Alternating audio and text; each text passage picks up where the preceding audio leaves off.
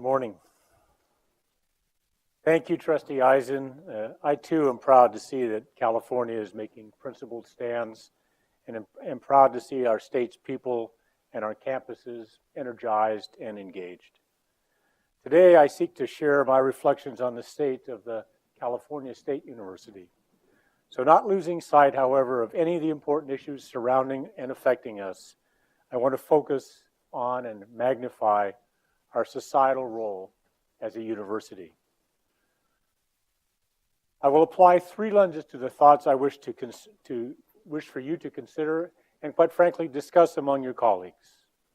First is a focus on the forces that both pull us apart and draw us together. Second, a focus on two stories that exemplify the 3 million plus lives that are part of our CSU community. And third and finally, to focus on some eloquent words of encouragement I recently read, words that will help all of us in these times. Now look, for better or for worse, you know who I am. I'll also be some talk of some science and a little bit of boating, because I am who I am. Our time does feel unusual today, somehow strange, and indeed, I believe it is. Yet throughout history, regardless of the moment or one's ideology, there are always forces that tug at society's fabric and threaten to pull it apart. These forces may be social, economic, political, or environmental. And if we were to allow these forces to divide us, the result can be deadly, either in a figurative or a literal sense. Now, as someone whose academic background is in the life sciences, I often think of the university as a great living organism. Our lifeblood, then, is the great community of students, faculty, staff, trustees, presidents, alumni, and partners. Our campuses are empty and, quite frankly, quite useless without you. So let's consider, for the sake of metaphor, when blood is put in a centrifuge. The forces involved pull the cells apart, and what you are left with is still blood, in a manner of speaking, but it can no longer function to bring nourishment and to sustain life. However, there are also tools in biology that provide centripetal force that pull our constituent parts together. Our campuses are great sources of centripetal force. People from different nations, communities, belief systems, and academic disciplines are brought together. We share our knowledge, we share our life experiences, we share our passions, and we share our fears. We grow together and we learn from each other. And in the process, we create and sustain something, a quality of life that is greater than we could ever achieve alone. That is why this great living thing that we know as the university has a personality that is first and foremost defined by audacious hope, the conviction that a better tomorrow is possible, and when we stay with it, inevitable. And because the CSU is a living organism, it is a species that is unique to California, like one of Chair Eisen's rare birds that she speaks about from time to time. The California State University is California's state university.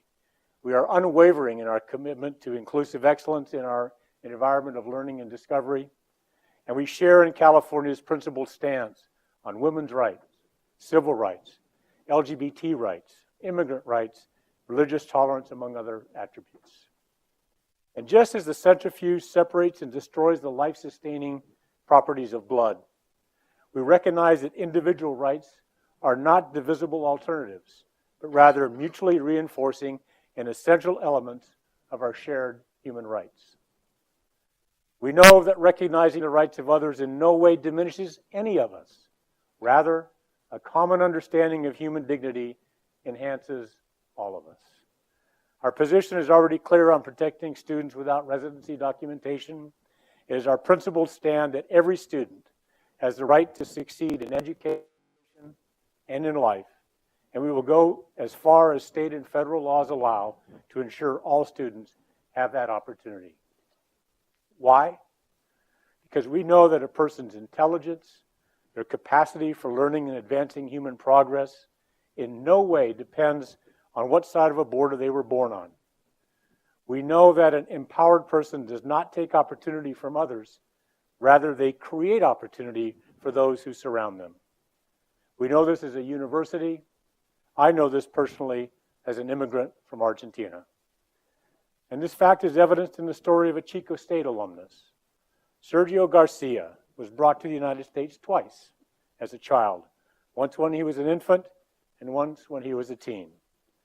In Sergio's story, we see a child who thrives in English-speaking schools until the age of 9, returns to Mexico and must relearn Spanish in order to continue to pursue his passion of knowledge, then returns to California in those difficult teen years to again reorient his friendships and his language skills while continuing to make academic progress. Not only did this child become teenager, become young man, do so, but he maintained stellar academic performance, enough so that he had his pick of elite schools after high school where he intended to study pre-law. Or rather, he would have had his pick if he had immigration documentation. And without documentation, he was cut off from many of the financial resources, particularly the aid programs that many take for granted. In California, thankfully, we now have the state's DREAM Act, but that was not in place for Sergio. But he was undaunted. He pursued his education at Butte College, transferred to Chico State to pursue a paralegal certificate. He then opted to go to an evening law school, continuing to work full-time as he completed law school and studied for the bar exam. Sergio did it. He passed the bar. But this, again, was not the same simple conclusion it would be for me or you. Because of his immigration status, Sergio had to fight all the way to the California Supreme Court, requiring action from the state legislature and from Governor Brown to gain admission to the California Bar Association. Sergio is a person, now an attorney, author, and motivational speaker of extreme tenacity and intelligence. A CSU alumnus who defied the odds to make a difference in the world, who channeled his experience into creating a scholarship foundation for today's students struggling financially. And he has remained active at Chico State, offering diversity forums and lectures while serving on the University Advisory Board. He defied the odds through tenacity and ability. Think of what society gains by having someone of his caliber as part of our community. Think of what we would lose if he had lost hope at any point along the way. Respect for human rights means giving more students without documentation the opportunity to dream and succeed like Sergio has. Respect for human rights also means providing students from lower income communities the tools of social mobility so they too can realize their dreams. Recently, the Equality of Opportunity Project asked critical questions about which campuses across America actually move people up the economic and social ladder. It identifies, for example, campuses that move the greatest percentage of students from the lowest fifth in income on college entry to the highest fifth in income after graduation. Number one in the nation, as you know, by this definition of social mobility, is Cal State Los Angeles. By another measure, graduates reaching the highest 1% from the bottom fifth had Cal Maritime in the number one spot for California and number 4 nationwide. In fact, CSU campuses across the board as a group performed exceptionally well in this economic analysis. As you heard yesterday, the CSU opportunity is provided at low cost to students and families, certainly by national standards at any rate, with high levels of financial aid. Eligible bachelor students with a family income under $70,000 pay no tuition after financial aid. That is 3 in 5 CSU undergraduates, or more than 255,000 of our students, pay no tuition. Yet there's another side to this equation. Social mobility would be impossible without the remarkable educational environment created by our faculty and staff. And with their guidance, each successive generation of CSU students has the opportunity to learn and apply new skills. And as you know, we're not resting on our laurels. Through the Graduation Initiative 2025, we're continuing to expand access to academic opportunity as well as support. You know, an initiative like that can sound sort of abstract. So let me share what I see as our path forward in the coming years. First, we must ensure that all students are able to enroll in the courses they need when they need them. That means more tenure-track faculty offering over 3,000 additional courses. Greater flexibility is also required in course offerings and greater access to advisors and better contemporary and traditional tools for advising. Second, we must constantly analyze, through evidence, the efficacy of academic support and development programs, supporting only those with the best return on investment, with the goal of going from aggregated data to individualized learning at scale. Third, we must ensure financial needs of our students do not impede their success. This will continue to be the major focus of our advocacy efforts in Sacramento and in Washington, D.C. But this is also the reason we remain committed to funding the State University grant and to seeking philanthropic support for scholarships. Additionally, campuses are exploring and implementing microgrant programs to help students who are experiencing unpredicted financial hardship, while also reconsidering drop policies tied to non-payment of small outstanding balances. Fourth, we must relentlessly identify and remove unnecessary administrative barriers that slow or prevent students from progressing towards degree. We must make conscious choices to give greater weight to student progress as we balance that with operational habits or requirements. Fifth, and perhaps most revolutionary, at least on a national level, we must provide all CSU students, including those who arrive academically insufficiently prepared, the opportunity and support needed to complete 30 college-level semester units or 45 quarter units before beginning their second academic year. We achieve this through increased collaboration and mutual cooperation with K through 14, increased offerings of college-level courses on our campuses that include supplemental instruction to address not only the knowledge gaps, but also make progress to degree. And a faculty that is empowered to utilize technology and other emerging best practices in course redesign and delivery. You heard some of that innovation in the work of one of our Faculty Wong awardees yesterday, Professor Jiawu Hardal, who has been instrumental in redesigning courses with technology at Cal Poly Pomona. Ultimately, by providing students the opportunity to earn timely, high-quality degree and closing achievement gaps, we will realize our true potential as a social mover. Yet we must recognize that the role of CSU in social mobility did not come about by chance.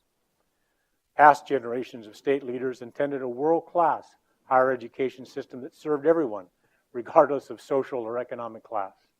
And as a result, students attending a CSU are today receiving the same quality education that might easily cost twice as much in other states. And let's also be clear that high-cost, elite private institutions cannot fill the gap left by declines in public higher education support. Public colleges and universities, none better than the CSU, with the highest mobility rates, have annual instructional expenditures less than $6,500 per student on average.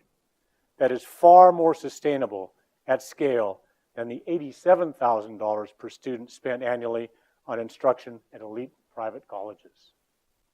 This is not to diminish the role these elite institutions play in America, but they are not the right vehicle for social mobility or for educating Californians at the scale required to meet the economic and social needs of tomorrow. We, at the California State University, are. Broad opportunity with low cost and high quality is only possible through public higher education. And as a result of past investment, California is today a hub of knowledge-based industries in computer science, data science, biotechnology, jet propulsion, and engineering design. Public higher education powers the iconic Californian industries in film, animation, tourism, and agriculture. Every California industry, every industry is connected to our public higher education system, with 1 in 10 working professionals graduating from a California State University campus. Without the CSU, many students, particularly those of color or of low income, would never have the chance to acquire the knowledge to compete in these industries and become upwardly mobile. So the next time you're on a campus, just spend a few moments in the quad or in the commons. Pause to contemplate who we serve.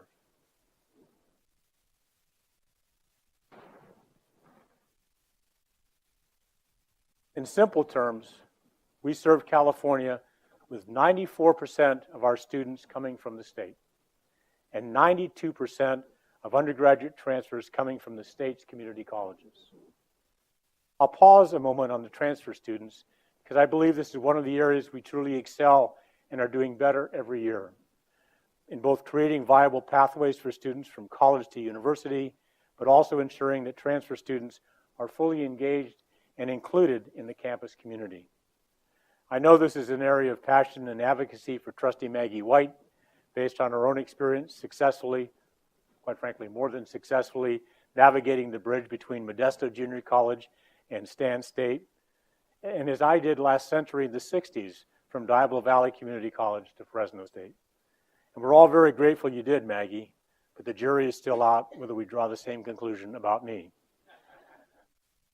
As I visited campuses, north and south, coastal and inland, it is clear that our campuses shape the communities around them, changing the destinies of individuals, of families, of neighborhoods, and regions. Consider that 1/3 of our graduates are the first in their families to attend college. That is true of our past, it is true for me, and it is true for many others in this room and across our campuses. I particularly enjoy learning about CSU faculty and staff who began as first-generation CSU students. For example, Dr. Jolie Proudfit is today a professor and director at Cal State San Marcos and a nationally respected expert and the leader of American Indian Studies, who served as a presidential appointee to the National Advisory Council on Indian Education during the Obama administration. She describes shaking the former president's hand as one of the proudest moments in her life. In her own words, "I could barely speak. I was a bumbling crybaby." Those of us fortunate enough to see education shape an entirely different destiny than the one we thought life had planned for us, well, we know how she felt. Professor Proudfit's connection to the CSU and transformation through educational opportunity goes deeper even than it first might appear. Neither of her parents earned their high school diploma, yet Professor Proudfit not only completed high school, she did so with distinction and went on to earn a bachelor's degree at Cal State Long Beach in preparation for a political science master's and PhD program in Arizona. The journey of her childhood, through hunger, through homelessness, through her parents' drug addiction, through the incarceration of her mother, could have ended very differently. Yet, due to a chance encounter with a Cal State Long Beach advisor, at the behest of a friend, Professor Proudfit's path to social mobility began. And she returned to the CSU to guide today's students along the path, first as a professor at San Francisco and then San Bernardino before arriving in San Marcos. And Professor Proudfit's story is but one among the millions of CSU alumni, with the cumulative effect of those millions of these stories reaching many millions more that they themselves touch. You can read a profile story on Professor Proudfit, along with the stories of other members of our CSU family, on the newly redesigned calstate.edu website. And we need to look no further than this room for more inspiration. I can easily see George, Trustee Reyes Salinas, with his experience in advocacy, his passion for public service, passion for social justice, following in Professor Proudfit's footsteps, returning from completing his master's program at CSUN and whatever his next education step will be to guide future generations of CSU students. No pressure, George, but something to ponder. Heck, you can have my job. That, of course, is unless Matt gets it first. Indeed, the inspirational stories we hear every day and the profiles posted at calstate.edu, along with the stories found on the 23 campus websites, are snapshot reminders of who we are and whom we serve, proudly and without apology. So how does this narrative influence the many issues we face in this room? Well, first, we must understand whom we serve as we talk to the public and lawmakers. For many, their idea of a college student is still a stylized version from television or film, often a person of family wealth and privilege. We must remind those who hold us accountable and those who advocate on our behalf of the reality of our students, again, without apology, but to dispel the fiction. I believe doing so will change the way the state talks about public higher education funding and hopefully acts. It will also influence the conversation and decisions about tuition, which reflect the shifting of burden from the state to the student. Second, we can no longer condone the view that public higher educational funding is optional. Rather, it is an essential component of the future we are building together, a future where all students have the opportunity to earn timely, relevant, quality bachelor's degrees that redefine what is possible for them and their communities. It is the Californian, it is the American thing to do.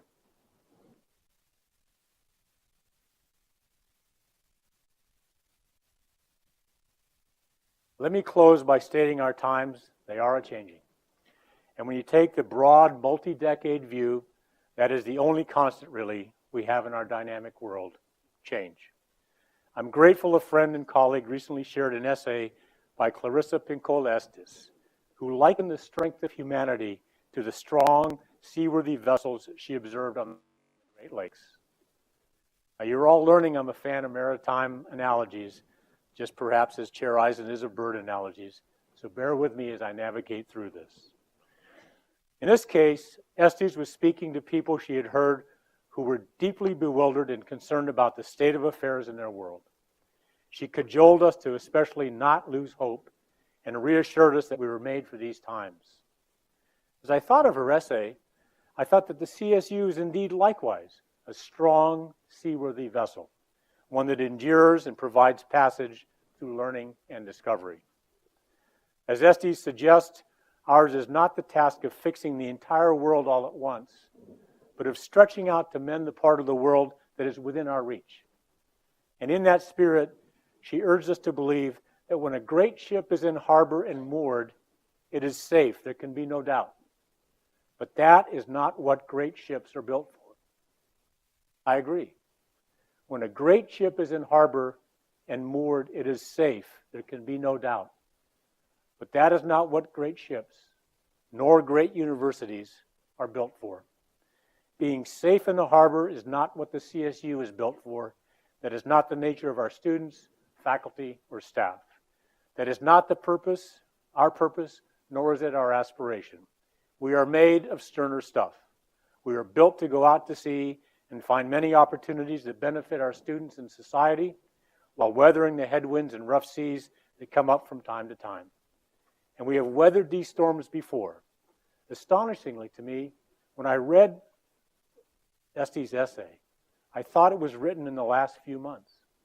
But no, as best we can tell, it was written in 2003, when this nation and our people were coming off a very challenging time, as the world then was going through that era's tectonic shift. We endured and thrived then. We will do so now. The CSU, as with California and America, is resilient and has at its heart value-based principles that at the end of the day will guide us forward. That does not diminish the centrifugal forces that pull at us. Indeed, there are differences of opinion in our university, just as there are in society. There are those who think we have gone too far, others who think we have not come far enough. Today's out-of-place belief may become commonplace tomorrow, as they did through the suffragette, the civil rights, and the LGBT rights movements. Universities are often centers of these moments and of these movements, places of learning but also of debate. And as mentioned, we provide the centripetal forces that bring us together, respecting differences and identifying commonalities of humanity and of purpose.